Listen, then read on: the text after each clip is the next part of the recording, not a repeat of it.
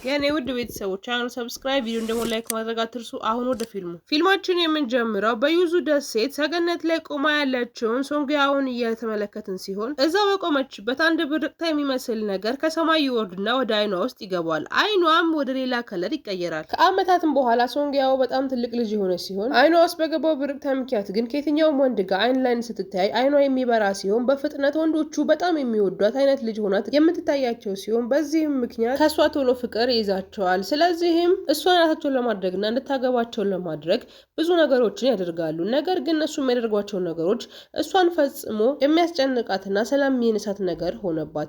ስለዚህም አይኗን የትኛውም ወንድ እንዳይመለከተው መነጽር አድርጋ ለመንቀሳቀስ ተወስናለች። ቀጥሎም ደግሞ ትዕይንት ወደ ኪናዎ የሚወስደን ሲሆን ኪናዎ በልጅነቱ በአንድ በተረገመች ቀን በተፈጠረ የእሳት አደጋ ምክንያት ጓደኛውንና የጓደኛውን እናት እንዲሁም ደግሞ አባቱን አጥቷል። እሳቱን ያስነሳው ማን እንደሆነ እስካሁን ድረስ ምንም የሚያውቀው ነገር ባይኖርም እንኳን ነገር ግን እሳቱን ሊያስነሳ የሚችለው የጓደኛው ቤተሰብ ሊሆኑ እንደሚችሉ ስለገመተ ጓደኛውን መስሎ ድርጅታቸው በመግባት ገዳዩ ማን እንደሆነ ማጣራት ይፈልጋል። ለዚህ አሁን ከጓደኞቿ ጋር በመሆን ካሌዶስኮፕ የሚባል የአበባ መሸጫ የከፈቱ ሲሆን ጎን ለጎንም የሶንግያውን የአይን እይታ በመጠቀም ሚስቶቻቸውን የሚያስቸግሩ ወንዶችን በመቅጣት ከሚስቶቻቸው ደግሞ ገንዘብ በመቀበል አሪፍ ቢዝነስ ይሰራሉ። አሁንም አንዲት ከባሏ ጋር የተፈታች ሴት ገንዘቧን አልሰጥም ስላላት ገንዘቧን እንድትሰጣት የሚያደርግ ወረቀት ላይ እንዲያስፈርሙላት ስራ ያቀረበችላቸው ሲሆን እነሱን በመስማማት እሱ ወደሚጠጣበት መጠጥ ቤት ይሄዳሉ። በዛም የቼንግ ወንድምን ለማጥመድ ከሄዱ ከኬንግ ሃዎ ቡድን ጋር ይገጣጠማሉ። ሶንግያውም ወደ ኢላማዋ በመሄድ ማራኪ እይታዋን በመጠቀም ሰውየውን ታስፈርመዋለች። ወደ ቤቷ ልትመለስ ስትል ግን ወደ ራሱ ይመለስና እንዳታለለች ይገባዋል። በፍጥነትም ጥበቃዎቹ እንዲይዟት ያዛል። ሶንግያውም ሮጣ ለማምረጥ ትሞክራለች። ጓደኛዋ መጠጦችን ትደፋና እነሱን ለማዘናጋት ትሞክራለች። ጉዚጅንም ከውጭ ሆኖ የምታመልጥበትን መንገድ ጠቁማታል። ነገር ግን ጋርዶቹ በጣም ብዙ ከመሆናቸው የተነሳ ማምለጥ ያቅታታል። ስለዚህም ያገኘችበት ቦታ በፍጥነት ትደበቃለች። ኪናዎም ከቼንግ ደም ለመውሰድ ስለሚፈልግ እጁን እንዲቆርጥ በማሰብ ጠርሙሶቹ ወደ መሬት ይጥላቸዋል። በዛም ተደብቃ የነበረችውን ሶንግያኦን ያጋልጣታል። እሷም በፍጥነት እንዳይዟት ተነስታ ትሮጣለች። ቼንግም ተነስቶ ወደ ቤቱ ሊሄድ ሲል ሊን ጠልፋ ብርጭቆቹ ላይ ተጥለውና እጆቹ ይቆረጣሉ። በዚህም ሊንና ጃንግ ደግፈው ይወስዱትና ደሙን ጠራርገውን በሚፈልጉት መልኩ ይወስዳሉ። ኪናዎም ሶንግያኦን ባያቃትም እንኳን ወንዶች እያባረሩ ስላያት ብቻ ሊያስመልጠት ያስብና ይከተላታል። ጋርዶቹም ሲመጡባት ልክ እንደ ፍቅረኛሞች የሚሳሳሙ ያስመስልና ያስመልጣታል። እሷ ግን መጀመሪያ ስላጋለጣት ተናዳ በጥፊ ልትመታው ስትል እጇን ይይዛታል። እሷም ትናደድና ጥላው ትሄዳለች። ወደ ቤታቸውም ይመለሳሉ። ስራቸውን በአግባቡ ስለተወጡ ገንዘባቸው ወደ አካውንታቸው ይገባላቸዋል። እነሱም በዛ በጣም ደስ ይላቸዋል።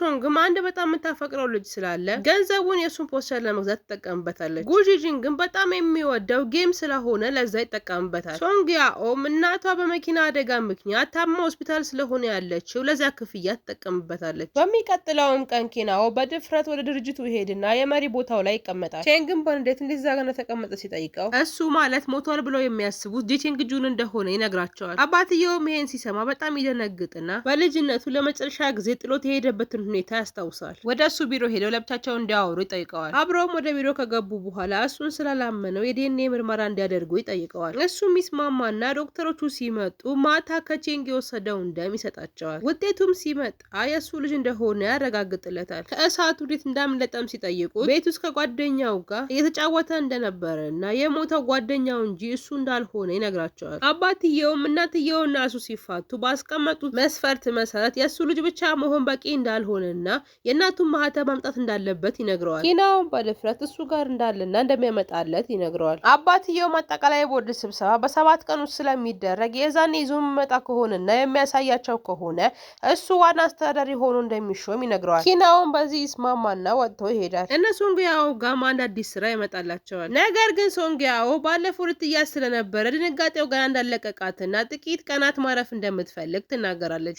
ሾንግም ግን በዚህ ስራ 500,000 ዩዋን ሊያገኙ እንደሚችሉ ስትነግራት በፍጥነት ስራውን ለመስራት ትስማማለች። ፋይሉንም ከፍታ ስትመለከተው መጠጥ እሱም ገመዱ ጥብቅ እንደሆነ ያረጋግጥና ወደታች ይለቃታል። እሷም በዚህ ድርጊቱ በጣም ትበሳጭበታለች። ስለማትፈልግ ኪናውን የሚያስወግድበት ምላ እንዲፈልግ ትነግረዋለች። የእናቱና ያጎቱ መጨናነቅ የተመለከተውም ጂንግ አንድ ይዛው ትወጣና ለ3 ደቂቃ ብቻ እንዲመለከታት ጠይቀዋለች። እሱም ሲመለከታት ግን ምንም አዲስ ነገር ታጣለች። ኪናውን በምታደርገው ድርጊት ይጠረጥራትና ከሱ ምን እየፈለገች እንደሆነ ይጠይቃታል። በዚህም በጣም ታፍራለች። በዛ መሀልም ሾንግ ትመጣና እነ ኪናሆ የአንገት ሐብሉን የሰጣት ልጅ ፍለጋ ማስታወቂያ ወጥቶ ስለነበረ እሱን ታሳያታለች። እሷም የእሱ ጓደኛ ነኝ ብላ ሄዳ እንድትወዳደርና ከእሱ አጠገብም ስትሆን የአንገት ሐብሉን ሰርቃ ይዛ እንድትመጣ ሀሳብ ታቀርባለች። ሶንግ ያኦን በሀሳቧ ትስማማና ወደ ውድድሩ ቦታ ትሄዳለች። መጀመሪያውንም ዙር ፈተና ሾንግ በኤርፎኗ ሁሉንም መልስ ትነግራትና ሁሉ መልሱን በትክክል ትሰራለች፣ ትመልስለታለች። የሚፈልጋት ልጅም እሷ እንደሆነች ትነግረውና ትሄዳለች። ኪናኦም መልሷን ሲሰማ እውነት የሚፈልጋት ልጅ እሷ ስለመሰለችው እየሮጠ ይከተላታል። ፊልማችን ተከታታይ በመሆኑ ዝች ጋር አያበቃም። ቻናላችንን ሰብስክራይብ፣ ቪዲዮን ደግሞ ላይክ እያደረጋችሁ ሀሳብ አስተያየታችሁን በኮሜንት ታሳውቁኝ እላለሁ። ደህና ሁኑ።